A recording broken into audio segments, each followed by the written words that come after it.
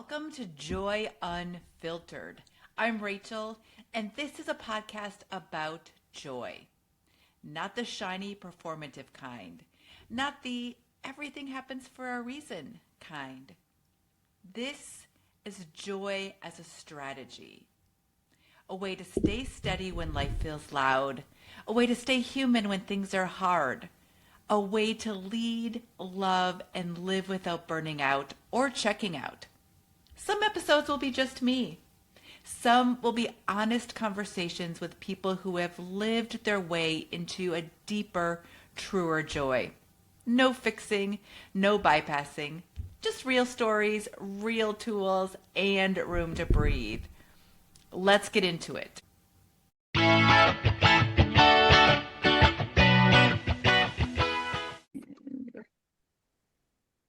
Welcome to another episode of Joy Unfiltered. I am Rachel, your host, and we are so lucky today. We have another fabulous guest. We have Chris Vabre here today. We are going to talk all things art and watercolor, I believe, but let me introduce her before she kind of introduces herself as well.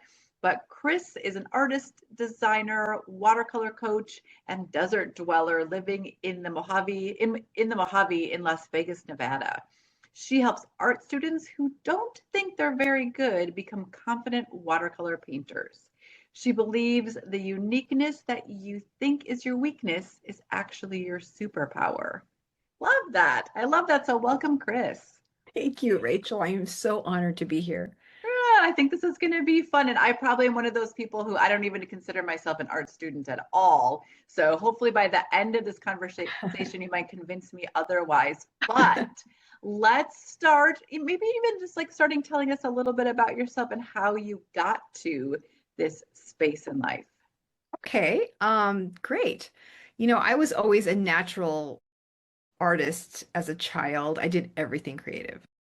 Dance, music, singing, theater, any kind of crafts, like even fiber crafts, paper crafts, sculpting. Like I was a nut, and I was just always always made me so happy, and I was lucky to get introduced to a lot of that and encouraged in it as a kid. Of course, as an adult, now you have to do the adult thing, and so I left a lot of that behind and got a real job.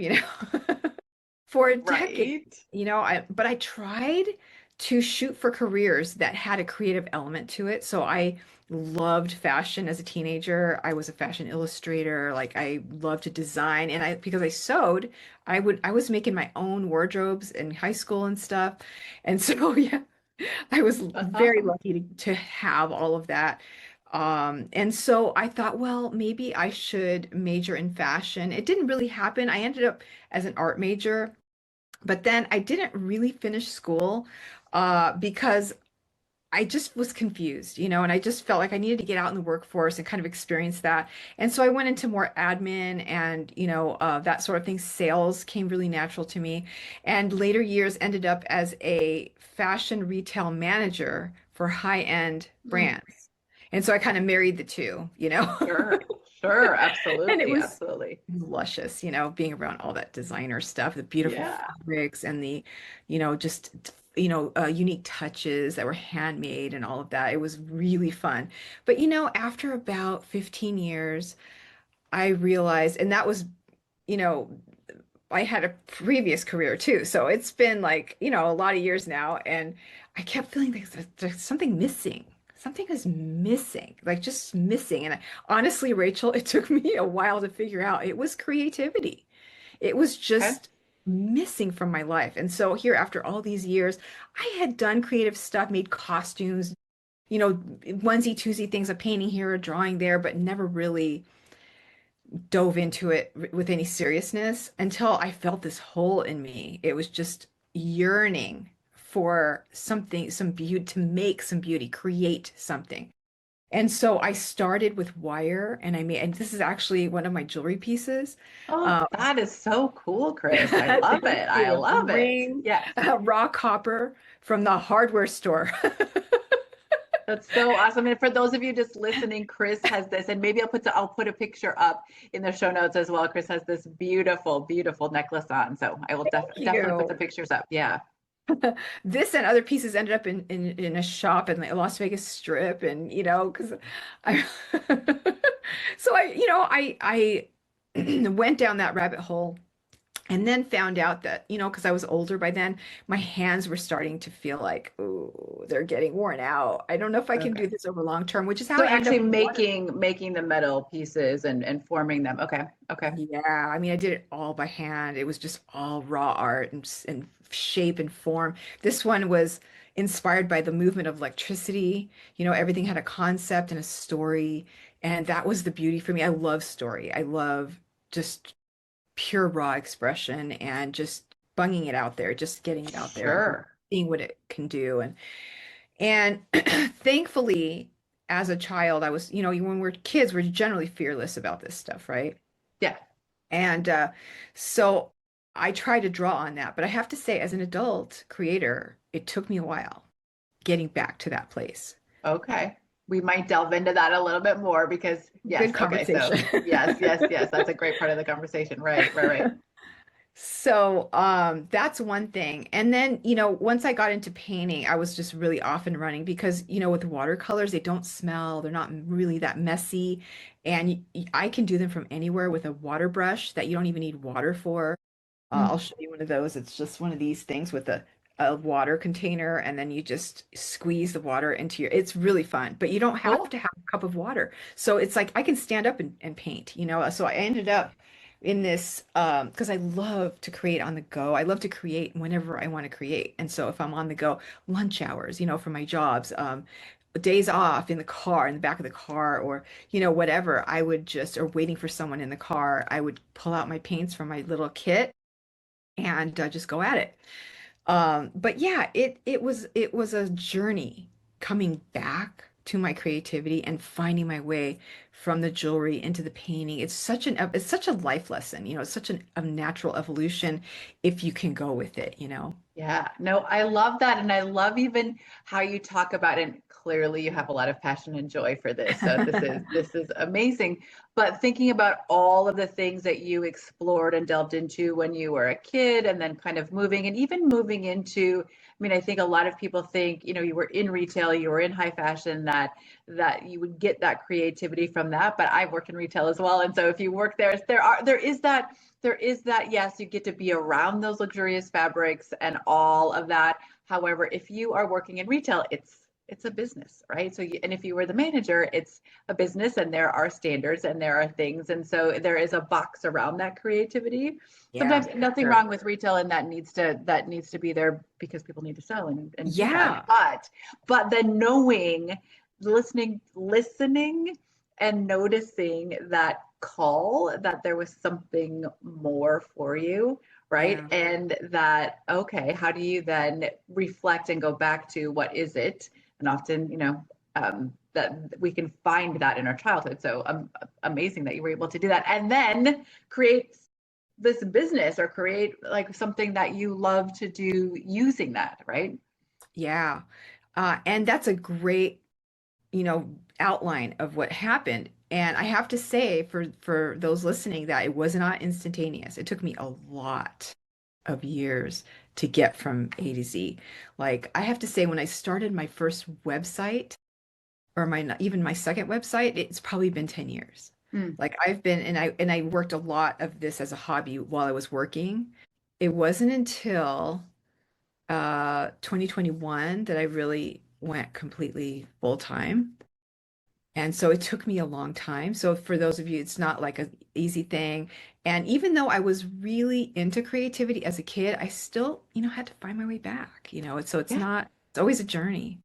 Yeah, so let's go there a little bit because one of the things that I wrote down, even when you started talking, and this is, certainly thinking about my own space, but I wrote down overcoming fears. So I was kind of glad when you even said that you had to overcome your fears as well. So it's not just those of us who don't deem themselves as creative, but that whole process of going back to that, but then overcoming your fears. So I'd love to hear, what were you afraid of, and then how you worked through that process. Oh my gosh, great questions, Rachel, because we are taught in our society we're not creative. Creativity doesn't pay the bills. Only great masters or gallery painters are worthy of painting. We shouldn't waste our time with any of that. It's childish, you know? And almost makes me want to cry thinking about how turned away from our creativity we are by our society, by loving parents, by friends who care. That people are trying to care for us in that way, but that's what they were taught, so that just kind of gets passed down. But none of it's true. Yeah. It's not true. Scientifically, it's proven that every human being is creative. I love that you say that, because I'm in my head too now. I'm thinking about all the same things that people have told me about joy, that it doesn't pay the bills. It's not, it's fluffy. It's this thing on the side. It's this thing over here. So I just seeing these parallels between our Yeah, journeys, Chris, right? And it's the same thing. And scientifically, that I'm sure creativity does a lot of the same things to our neurochemistry that joy does as well, right? Because they're those similar absolutely. things, right? This Yeah. was one of the reasons I was so excited to talk to you. Because one of the things I teach my students, I teach them painting, but I also teach them, like, I have a whole workshop on inspiration. Inspiration is fascinating. It's like a three-part process scientifically. And I'm no scientist, but I love to learn the Yeah. facts because Yeah. it just flattens everything else when you can really get your head into it.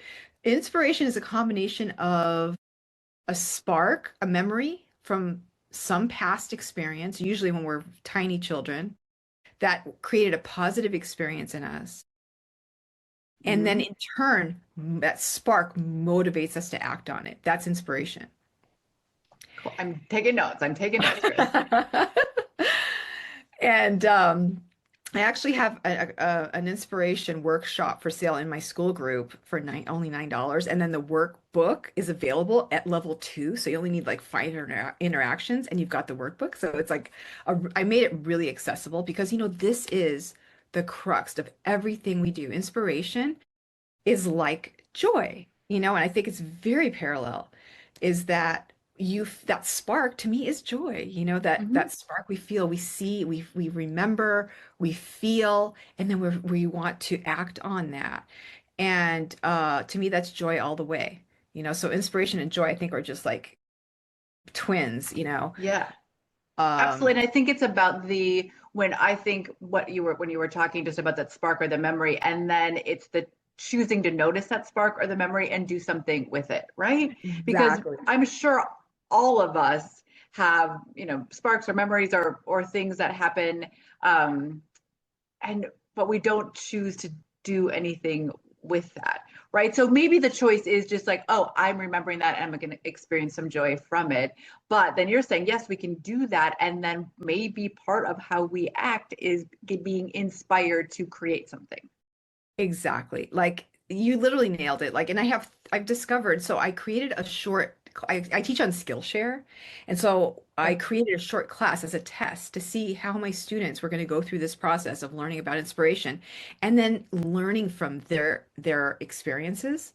And I identified 3 major types of inspiration. Okay. And one of them is what you said is it's the third one. I call it the inspiration. Oh, I forgot what I call it. I'm gonna send you this. Yes. It's like the lack of motivation. See, uninspired inspiration is what it is. It's like when you get the inspiration, you know what it is, but you don't act on it. And a lot of times this is based on a block. And so I suggest that you take out as much friction out of the equation as possible. So for my watercolor students, that looks like having a cart with your painting supplies on it, ready to go at all times, that you can move around, get it out of your way or whatever, or a little box or something that you can pull out. Bam, you got yourself. If you have a dedicated studio, Mhm. even better, because I have my paints out all the time. If I want to paint, I just come and I just paint on my table. Love it. And so it really reduces the friction, or having it with me when I go away or out, on a trip or whatever, that reduces the friction. Because when I'm inspired, I want to get those paints out and do it right then. And so it really helps me get a lot of that energy out of my system. And then if you Right. can't do that, I always also teach how to create an inspiration practice with a journal, a sketchbook, or something that you can just put down colors, write a note, journal, something to get it out of your head and onto a place where you can relive it, and maybe act on it later on, Yeah, I love that. So what I heard are two things. One, remove the friction. And I think that can be, I mean, that can be applied almost to anything. I talk about people who want to start Yeah. drinking more water. Well, reduce the friction, put the even an empty glass of water right in front of your coffee maker so you drink the water first before you have the coffee in the morning, right? So you're Yeah. saying if this artistic space is going to inspire you or to reduce the friction, have it ready, have it open, have a space for it, whatever that may be. Or, and Chris was showing us before, those of you who are just listening, that it looks like a brush with a water, I don't know, capsule on top It's of like it. So that, yeah, yeah, it's like a little compartment. You just yeah, unscrew this and fill this with water, yeah. and I mean, then the it's brush is on this end, and you're ready to go. Yeah, so you could take that along with you anywhere. So reducing the friction, but also if that isn't even, then to at least have something where you can get that creative energy out. So if you can't paint, you can write down the ideas that you have or something, so that you're still continuing to flow and you're not stopping that block. You're not blocking yourself from that energy. Exactly. And maybe for some people that's markers. Maybe for others it's colored pencils. It could be anything really. For me, it's watercolors, but it could be if everybody's got their jam. Yeah. Yeah. So that's reducing the friction. The one other thing that you had said, and maybe this gets to the fear piece of it, is when you said block, the first thing I thought of was, well, my block isn't necessarily that I don't have the watercolors, although that is a block. But my first block would be the fear of I maybe bought into those limiting beliefs that I am not creative. So that has been, Yeah. ingrained in me. So how do you coach people who feel like they want to express themselves in a way that, one, they don't know how to start, but two, there is this huge fear of, I can't even imagine putting something down on paper because it's going to look awful. Yes, that Those are is my well limiting beliefs, but said. those are real fears for me, right? So then I Yeah. think I'm not even going to start. I'm not even going to go to Chris's group because I'm like, that is not, I do not define myself in that way. So, how do you start to help someone like me unblock myself so that I could express myself? Well, first of all, I describe myself as someone who helps others who don't think they're good at art for that reason. Because that's just about like everybody, literally. And I have way more people coming to my group than I ever imagined because I describe it this way, because so many people identify with this, Rachel. It's like an epidemic, okay? And and of beliefs, I am out to really spread the word that this is just not legitimate. It's just not true. You would be shocked if you could just put that away for just a minute and channel your inner child that says, you know what? I'm not only not afraid to paint, but I'm going to see if I even like you paints. Like kids are like, I don't know, maybe I don't like you and I'm just going to walk away, like it's like just flipping the script where you're not unworthy. You're the one in charge. So that's one thing too, is like Okay. regaining creative power, and saying, "Hey, I'm going to test you out. So look out," and don't that I think that helps with a lot of the fear. Just having that mindset, both mindsets of, your childish enthusiasm and fearlessness, and then also saying, "I'm going to test you out." You're not testing me, I'm testing you. I love Um, that. You mean thinking, and you're talking about actually the watercolor paints, right? You yes, are talking about, yeah. So you can, or anything creative, really. right, right, right. Okay. I love that. I love that. So what, and we'll get into a little bit because I do have some technical like painting questions, even like what to buy. Yeah. But so let's say that I am brave enough and I decide, yes, I'm going to try this out. And you said I know I'm not a scientist either, but I'm sure we've done a little bit of reading about brain chemistry and what happens. So what happens to our brains or to us, and you don't have to be super scientific, when I decide to let go of those fears and tap into that creative side? So I'm painting, like what's happening to me and what benefits am I getting from this? Well, first of all, making that leap is a tremendous win because you'll never be as afraid again. That's the first thing. Number two, of course, you get all that dopamine in your system when you're painting. You get all that, I have another story I want to tell you Yeah. because it's a stress relief story. It's actually even deeper than that. So in 2020, I came home from my retail management job on that fateful day in February 2020, Oh, closed up everything.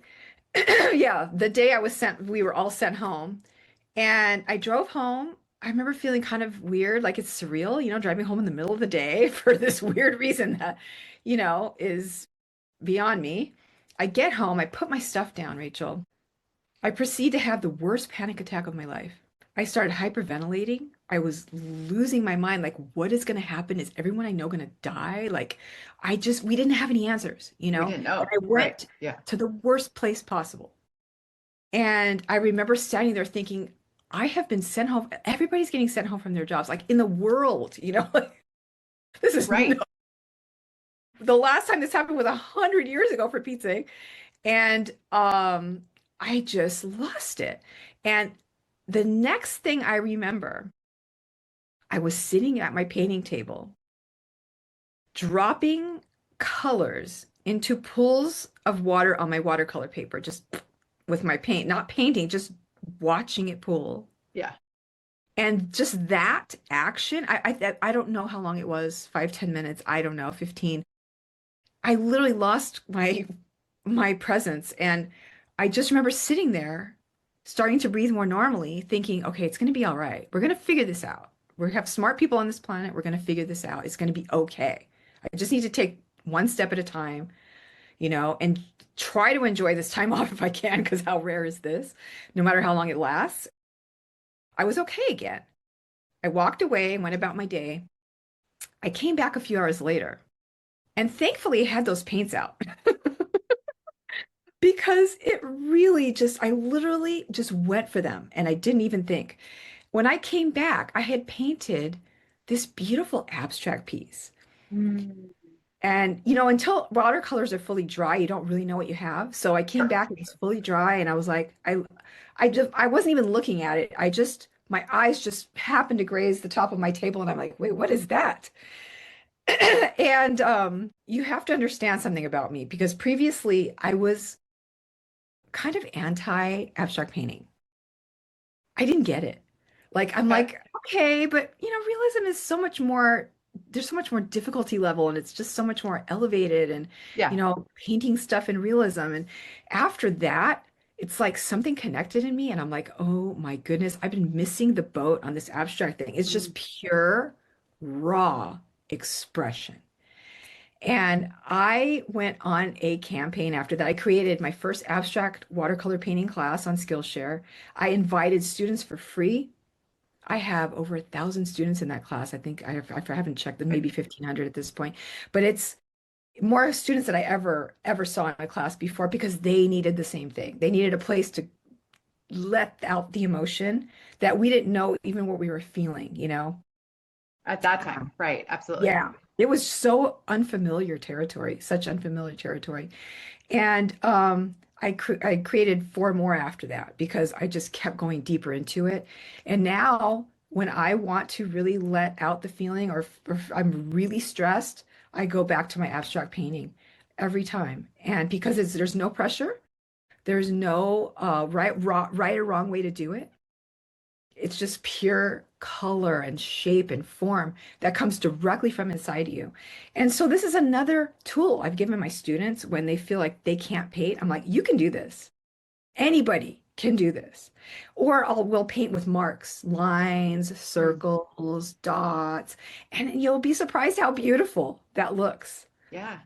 Well, and It's I wonder if it's that whole space as well of you're right. There probably are no rules, although I still go back, then my limiting belief is, or my demons or my fears are like, oh, but there are rules because some colors look better together than others. But if letting that go, that it's also about presence, right? Because one of the things that you said was I was present and my breath returned to normal. It's amazing how breath has been a through line of a lot of these podcasts as well, right? Because if we can return to that, we are regulating that nervous system, we are lowering our cortisol, we are doing all Exactly. the things, all that stuff that's happening up in our brains. And if we can just breathe and be in the moment and let our bodies feel safe, right? There's Mhm. no saber-tooth tiger, Absolutely. but there's no like email list, or there's no like there's nothing to do if we can get into that flow, right? And I'm Yeah. sure that you talk a lot about flow state and things that would make sense with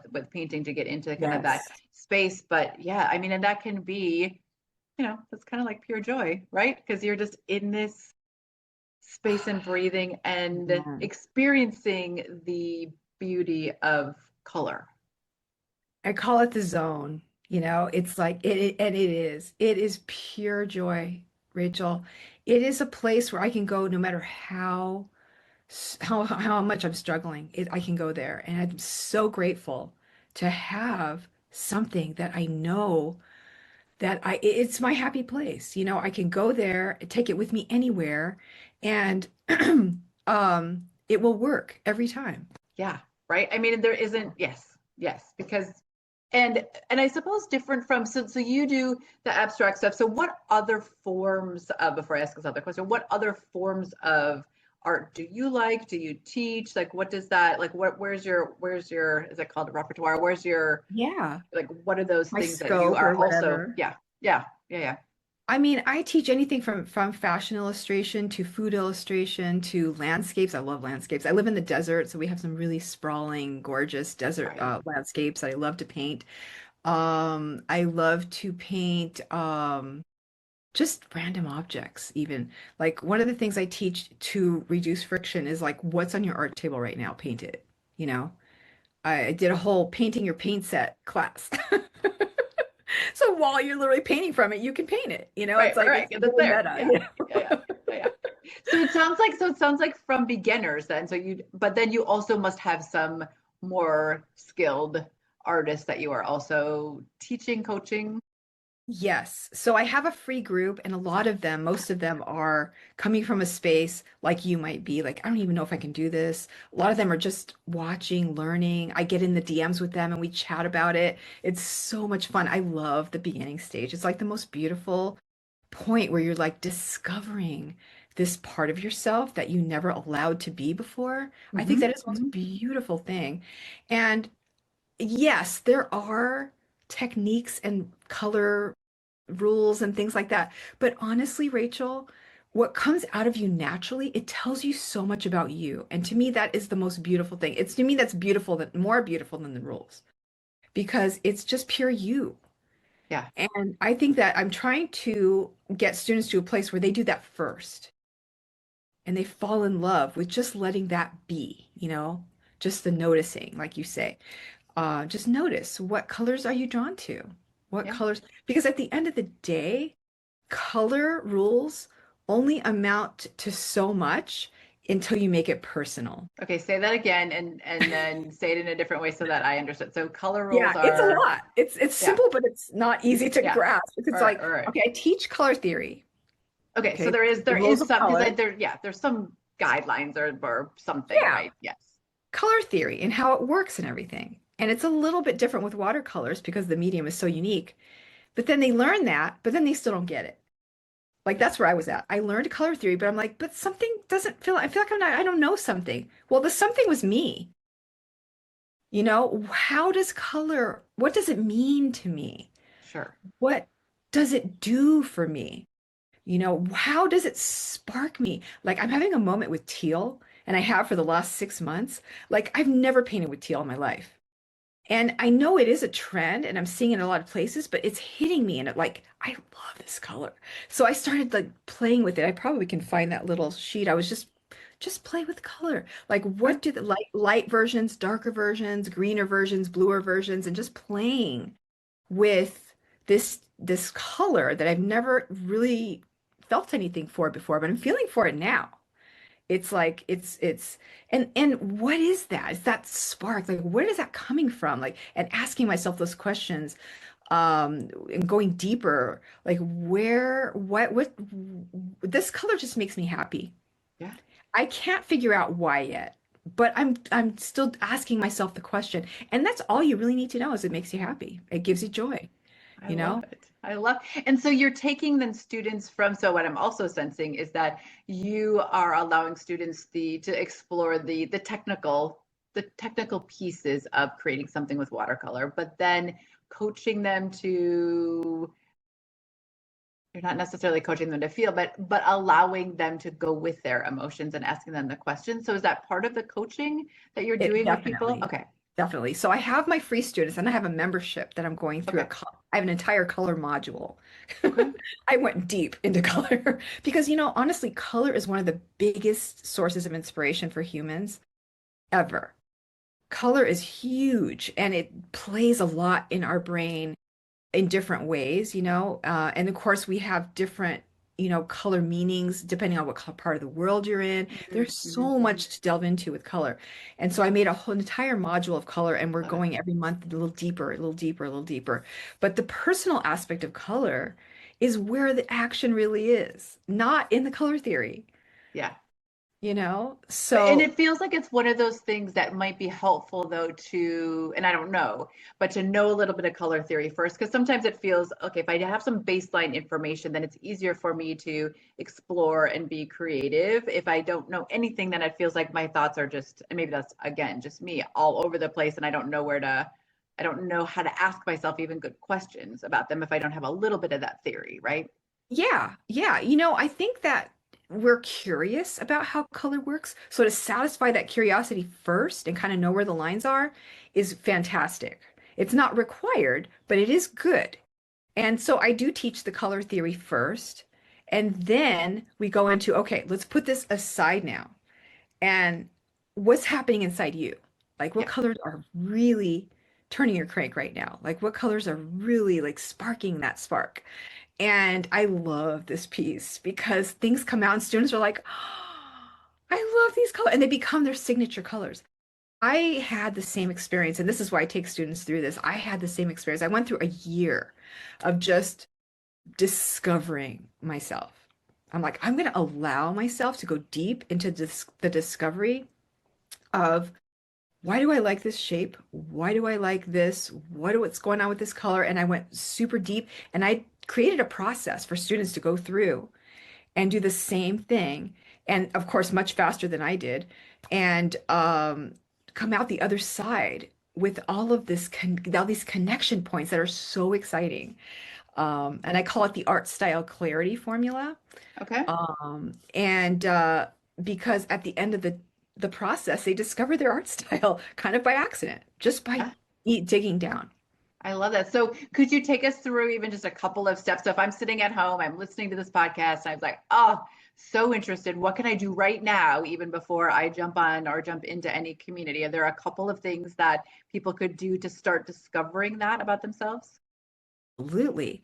I mean, I would keep like a journal or a sketchbook kind of a thing of the things that spark you Okay. continually.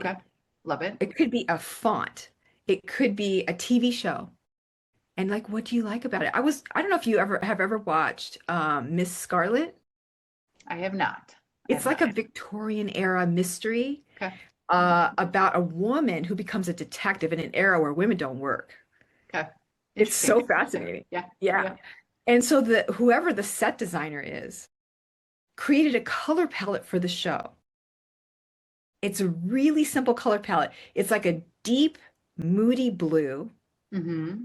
hints of gray, brown, and like teals. But you most like the buildings are blue, and you get some different pops of color, but what she wears is blue. And you don't even notice it. It's so in the background, but the color, it's this moody, it creates this moody, dark, moody sort of effective story in the background Sure. that For adds sure. to the mystery. It's really cool. So Love it. color, it's such a language. And gosh, I could nerd out about this all day, but .com. I don't know if you've heard of Pantone. Well, I've heard of the Pantone color because what is the Pantone color of Okay. this year, right? It's It's like white, cloud isn't it? white or something like that. Everybody's like, what? Okay, it's white. Really? Isn't this not even a color? We could go talk about that too. But every color has a meaning. And Pantone has cataloged probably at this point millions of colors and their meanings. And so when they choose a color, it's not just about the color, it's about what the color means for this era.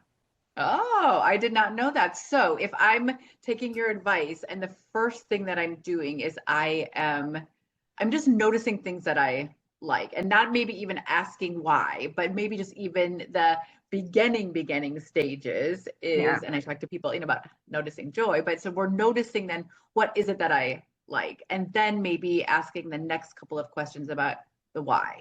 But the Yes. first thing is just to notice things that bring you, I'm assuming that bring you visual, basically it's bringing you visual joy, right? Yeah. So what is it that brings me visual joy? I'm looking at here, I've got my microphone is pink because that is what I love pink, Love it. right? So, but I don't know if I've ever asked myself why, what is it about that? So after this, I will start asking myself then the next level is the why, or what is it about that makes me smile? Yeah, because you'll learn so much from that. And even if you can't answer that right away, once you ask yourself that, the brain can't really put it down. Correct. And all of a sudden you'll think, oh, I like pink because of blah, blah, blah. And it'll just come to you, you know. Sometimes when I wake up from sleeping, a lot of things I was working on the day before or days before will just pop in my brain, or you just have a moment where you see something and it triggers it. Uh, but yeah, asking yourself what you love, recording it so you can, when you write something down or paint it or whatever, it gets to another part of your brain and you Yes. really starts working and without you even noticing it. But that would be my advice. Just keep a journal of those things, like your pink microphone. Like I take loads of images, like photos of things that just spark me in the moment. I'll snap a picture. I don't even know why I took that picture, Rachel. I have like 4,000 pictures on my, And it's such a luxury now, right? I mean, it's so nice with our digital phones, right? That we can do that all the time. But I was going to go back to just reflect back because you had said the Pantone as well. So it's at Pantone.com so yeah, that I could do that and I could reflect on my own first and I could journal about that. And then I also, as another resource, could go to Pantone.com and get some more information about, oh, maybe that is why I like that color because this is the meaning of that, just as yes, another resource, right? Maybe not as the end all be all, because yes, I might have a different feeling about it, but it that's could be right. another resource for me to at least ask some more questions of myself. That's right, because it can be very clarifying if it doesn't hit the complete target. And I have a book, if you don't find it at Pantone for some reason, I have a book called, what is it called again? I have one called Color Astrology and one called, maybe that's it. No, it's called The Secret Lives of Color. Okay. I'll send you the link to it. Yeah, send me the link and I'll put it in the show notes. Yeah. And this woman has cataloged a lot of colors, like and tones of colors, and tones of colors, like tints of colors, and then written origins, meanings, and of course you see the color there, and it's so interesting to go through. It's like a little encyclopedia of color, and Okay. so that's a really great resource I use Okay. to kind of delve into some deeper things with that. But putting a color palette together, aside from the color theory, it needs to make you happy. You need to feel something, in my opinion, for it to really be correct, if you want to use that word. Yes, you have the color theory, but what does it do for you? That's to me the real question. And then how do people, my brain is starting to think now too, but once people have explored this and kind of come up with a color palette or some colors, how can they use that in their, like, how do they use that or what do we do with that then in our life besides paint? But are there Okay. other applications for that makes sense then to carry that through other aspects of our life? Oh my gosh. Heck yes. You should see my spreadsheets. Someday, Chris, someday. I create little color palettes on my spreadsheets, dividing different kinds of information, the headers, the sidebar, the different columns, and I love them to be beautiful. Graphic design, a report at work, what you're wearing today, could really speak, to how you're feeling. And I think we do a lot of this really naturally and we don't Hmm. even realize it. Yeah, And so I don't know. I think the right or wrong color thing goes really hand in hand with what's going on with you. And I think they're both equally valid. got it. Because I could see, and what's so funny now, as we're talking about color, I have not worn a black anything in a super long time, and all of a sudden I put this on. I'm like, oh, this was the wrong color maybe to wear. No, So not funny. at What does that say all. about me today? Okay, I was gonna ask, I had something else that was burning in my mind about what we were just talking about. And if I think of it, I'll come back to it. Okay. But let's talk a little bit technical. So I'm bought in now, and all the listeners are bought in. What do we do? What do we need, like, in terms of tools or things? Like what basic, let's say I don't even have a room. I'm just going to be doing this on my kitchen table. So what are the 3 or 4 things that I need to feel good to be successful getting started? Great question. And it's not much. And I love most of what I teach all over is with these basic supplies Okay, because I love to make it accessible to anybody. perfect. So a watercolor paint set. And where do I I buy that? Is it I can buy it at Target? I need to go to a paint store. Where do I buy that? I would go to a paint store. You can buy it at Target. Now, um, non-art stores generally sell paints that are highly, like have a lot of chalk in it. Okay. And because they're fillers, and so they make them less expensive. So you don't get that pure pigment, which is great to start with. But after a little bit, you're gonna feel like you're not getting maybe the colors you want because they're kind of watered down already before you So it's start. not that's not that tin of the 8 colors that I used when I was 5 and they all got mushed together and then the yellow was never yellow again because we didn't wash our Yeah. brushes. It's not that. I'm not doing that. Okay. Okay. I mean, you can. And if you want to borrow like your kid's paint set or you see one in the store and you just want to grab it, you just have this impulse to grab it and paint with it, by all means, please do that. There's nothing wrong with that. Okay. I Okay. just want listeners to know that you're going to get better colors if you go to like an art store. I love Winsor Newton, and they have a student grade called Cotman that is fantastic. The colors Okay. are beautiful. You can still get professional, but professional is intense. No one beginner needs that. Okay. And then I have stumbled on a brand called Viviva Colors, handmade in India by a family-owned business, all women-owned and operated. And I'm going to show you exactly because they happen to be right here next to me.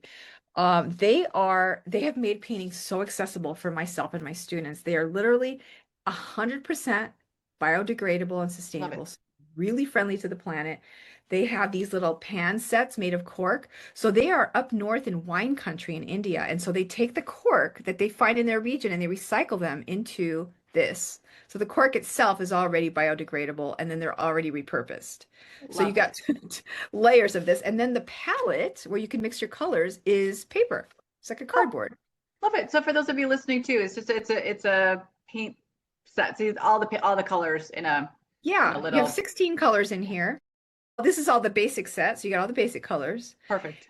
And then I can use this like and it's like literally I can hold it with one finger. Like it's so light. I love it. So I can throw it in my purse and forget it's there. Yeah. So we And need it's paint. So that's the yes, first. paint We is the need first paint. thing. And then they also have these booklet forms, which are even smaller and lighter and last me like 3 years. Love it. They're so Love it. saturated. Love it. So, and then the little palette is on the side. So I know I'm talking a lot about paints, but I No, nerded no, no, out. no. Good, because that's So the this is first. the I little mean, if we're mixing gonna do palette. watercolor, we need paint, right? So we need paint. Yeah. This is what I use all the time now. Um, Perfect. And again, because I of will the link that. We'll say the name again, but I will link it in the show notes. Viviva colors. But Viva Colors. Okay. Yes, exactly. And then you need watercolor brushes. Yes. I use synthetic because I have trouble with the animal thing. I know Okay. the best brushes are animal hair brushes, but I like to use good synthetics. a medium round brush, which is this is about a medium, it's about a 1 inch bristle. Round brush is the most versatile brush you'll ever buy. So You if we're do, just buying paint and one brush, or so to get started, that's what we would want. Okay. yes, you can get fancier later. Of course, pencil and eraser. And erasers, I like to use polymer erasers or mushy kneaded erasers because they don't leave black marks on your paper. Gotcha. Yeah.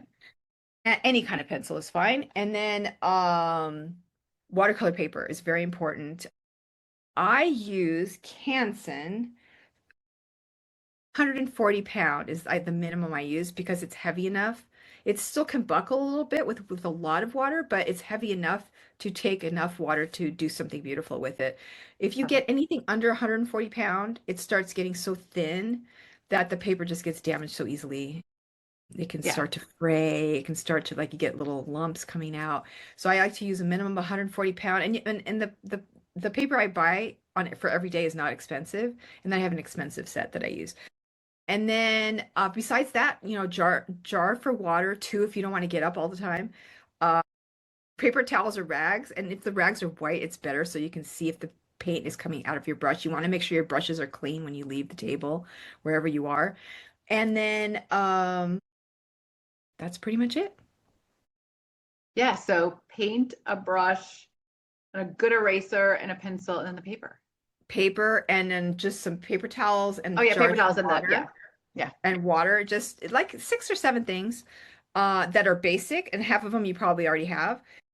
And then that's it. I have a whole section in my school, my group on school of Okay. to get for students that are getting started with lists and links and all of that in there. Perfect. Perfect. Which kind of leads us. So two last questions then. One, is there anything else, Chris, that we didn't really talk about today that you're like, oh, I'm dying to talk about this?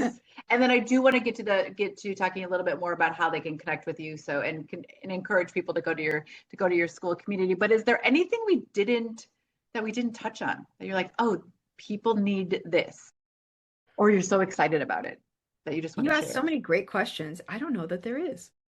Um, Maybe the last piece would be, once you get started and you allow yourself to make strokes, and oh, you know what? This is a good one to add.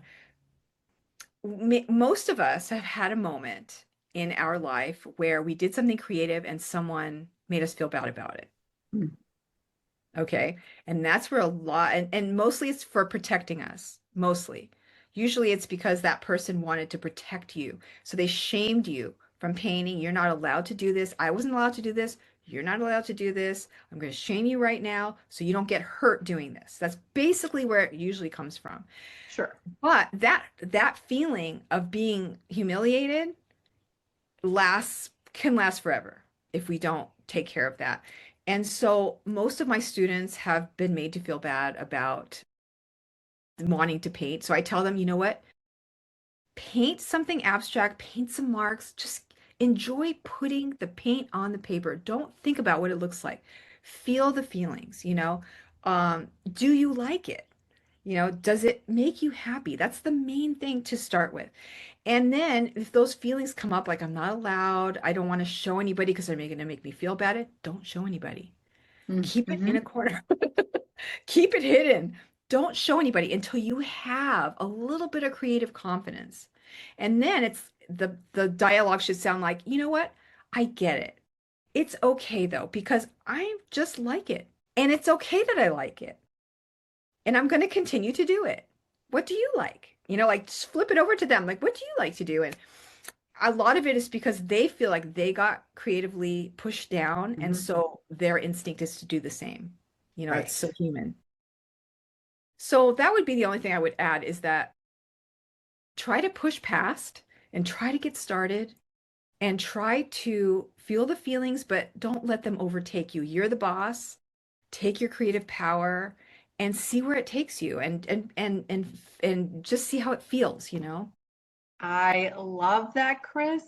I do have to share with you. I was sharing with someone else before we got on the call. I'm like, I'm not sure what Chris and I are going to talk about watercolor for the whole time, but this was such a beautiful conversation. I learned so much about color and about creativity, about inspiration. But I think what I personally am taking away is just do it. Just do it and take Yeah. the leap. It's Yeah. like anything that scares you just a little bit, take the leap into doing that. And honestly, I am like making my little list. I'm going to go to your group on school. We'll talk about it in a second so I can get the list. I will post that in the show notes too, but the list of things to buy to just to get started. And then I'm assuming when they go to your group, because Chris does have this beautiful group on school, which is a community platform where you can go. I'm assuming you provide inspiration and the coaching and really good feedback and a community of other people who are kind of just doing it and learning together to overcome the fear and Yeah. feel into their creativity. Yes, I have 250, almost 250 beautiful people in there. I am so taken with how supportive they are for each other, how kind they are to each other, and how uplifting. And it's just it just humbles me to see all the beautiful just humanity in there, and just encouraging each other and doing the thing and getting past their fears, and it's amazing. That's great. And again, I think, as I say all the time, the world needs a little more joy. The world also needs a little more color. So, and you are helping provide that. So, where can people, I will link it in the show notes as well, but where can people get a hold of you? How do they find you? I'm always in my school group every day. I also live on octopusconnection.com. Never. Okay. Octopusconnection.com. Okay. And that was my original name, and I still have my website there. And so I have links to everything on there. I'm on Instagram. Octopusconnection.com. And then your school group, remind me the name of the school group. Oh, yes, I'm sorry. It's called The Watercolor Journey. The watercolor journey. I will put Yes. both links in there in the show notes. And Chris, thank you. Thank you so much. I seriously, I learned a lot. This was a delightful conversation for me. Certainly, you have so much passion and joy about everything that you do. It shines through the conversation and in the work you do, the support that I know you're giving your community as well. So thank you for your time Thank you today. so And much, Rachel. people, run, don't walk. Join the watercolor journey. And again, I am Rachel. Thank you so much for joining today. And as a reminder for everybody out there, I am celebrating you today and every day. So have fun, live well, enjoy.